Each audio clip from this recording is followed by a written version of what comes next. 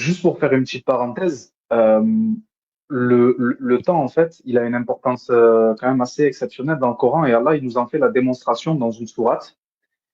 Et je vais conclure par quelque chose avec le temps.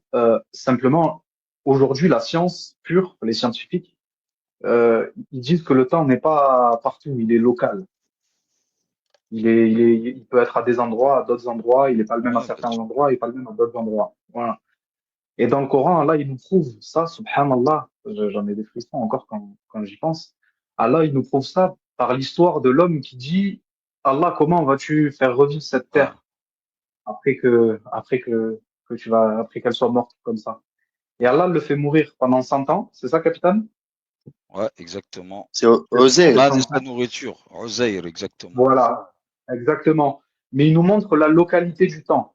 C'est-à-dire qu'il nous montre que quand il le ressuscite, subhanallah, son dîner est toujours, il y a 100 ans qui s'est écoulé, mais son dîner est toujours chaud. Il venait de le préparer avant qu'Allah l'endorme.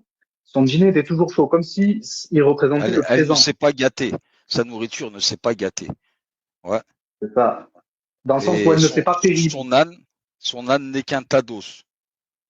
Ouais, Exactement. Mais il l'a ressuscité. Et le voilà ressuscité. C'est ça? exactement. Et ensuite, Allah, il lui fait voir comment, justement, il recolle la chair sur les os.